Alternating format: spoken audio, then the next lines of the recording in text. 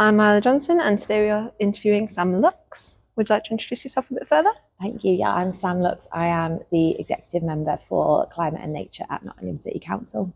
What is the most impactful change you've seen in your field and what made it successful? My field is all about climate and nature, obviously, and that means we have to think about how we can decarbonise Nottingham to reduce its emissions and have a positive impact on the climate.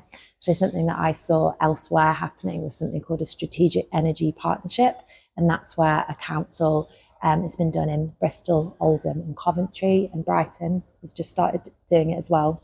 A council will partner with a private company, and that will allow a huge amount of investment to come into that geographical area in order to put things like solar panels and retrofitting in to reduce emissions in a way that wouldn't be possible if a council just worked on its own because of limited budgets. So we saw that happen, for example, in Bristol. They worked with a energy company from Sweden, I think, and brought in 400 million of investment, which meant the amount they could then do radically amplified.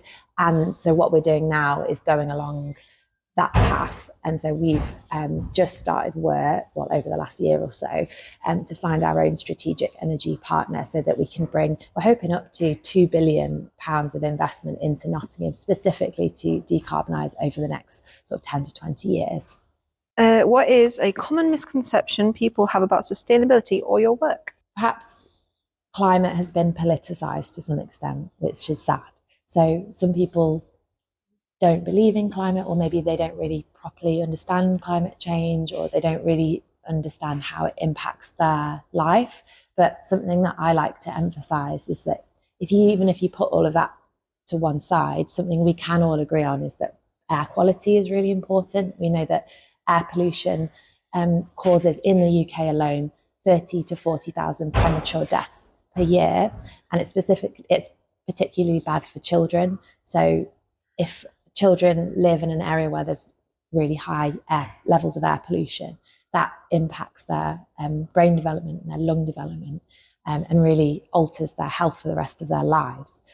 So if you decarbonise something, and what I mean by that is if you put solar panels on, or you reduce energy use by putting more insulation in, better quality windows, you're not, by reducing the energy that we're using, which is created from fossil fuels, not only are you reducing emissions, which help to limit climate change, but you're also reducing air pollution. And so I suppose the misconception is that decarbonisation doesn't really affect people directly in their day-to-day lives, but what I'm trying to emphasize is that it absolutely does. No matter how small you are, like directly improving people's health by doing any of these kinds of work. What initially inspired you to get involved in sustainability? So I was about 14. I was in a geography class, and there was a substitute teacher whose name was Mr. Green, and he showed us a film called An Inconvenient Truth, and that's an American politician, Al Gore. He essentially made waves by creating this film all about climate change and how important it is that we address it. And as soon as I saw that, it just really changed my worldview and changed the way I thought about the future and what I wanted to do. So I made sure after that point that I chose subjects like my university degree and my career path shaped that all around my calling, I guess, to help reduce climate change in the future. What is a project or achievement you're most proud of, and why? So coming into this role, I wanted to try and boost what we as a city were doing around urban nature. And the reason for that is if you put more plants in the city, whether it's trees or bushes or gardens, it's really beautiful. For one thing, it makes people feel better about where they live, but it also boost biodiversity, which is very important for many reasons, but one of them is our future food supply. For the whole world, it's really important that we protect bees and other insect populations. It also reduces flooding and the costs of flooding, because it absorbs rainwater when there's heavy storms.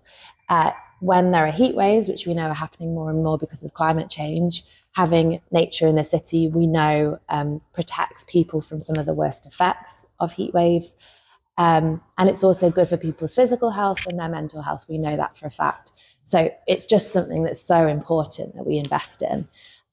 So I came in and I said, I want us to be a greater green city. And what I mean by that is whenever a piece of land comes up for any kind of development or maintenance, we ask the question, does it need to be concrete or could it be planted?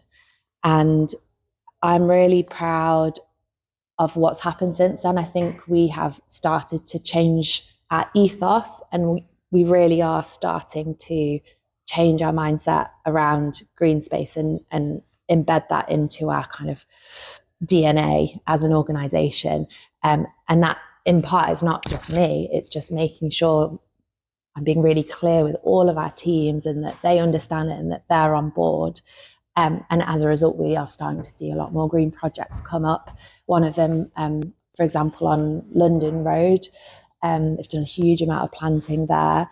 And that's thanks to the head of highways really adopting this mindset, you know, being on the same page. It's all about teamwork. It can't just be one politician or one green space team trying to transform the city. It has to be our highways team, it has to be our waste team, it has to be like the finance team have to understand it. Everybody has to be on board. And I think that's where the challenge is, but we have actually made real headway there. And I just want to say the Green Heart, that's a new park that you're probably aware of, Yes. near the station.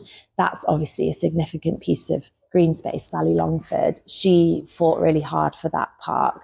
But I just always like to draw attention to the results of having that in. It's not just a beautiful space, which obviously is important in itself, but it's also resulted in a lot more footfall in that area. Like, people didn't used to go down there. I wouldn't go down there at night, for example, because it was really unsafe. It felt quite unsafe. But now there's so many people there day and night, and as a result, you've got lovely high-end shops like Flannels moving in. We're going to get a new coffee shop around there, and it's just really regenerated the area. So I think some people think, oh, green space, it comes at a cost to the economy, whereas I think we're seeing before our eyes the opposite is true. It's actually really good for the economy, and it brings in new retail, new shops, and ultimately will make the city a lot more prosperous for the people of Nottingham.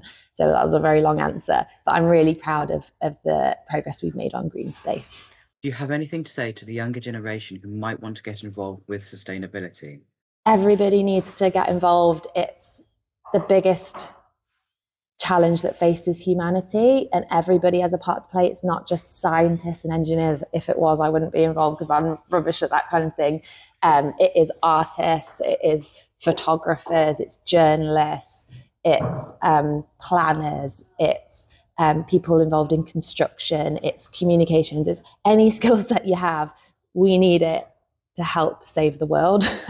So you, whoever you are, whatever your passion is, whatever your talents are, you have a place in the environmental agenda, and I just really welcome you. And if anyone wants to come and talk to me and get involved in Nottingham City's work, then please do so. I can pass on my details.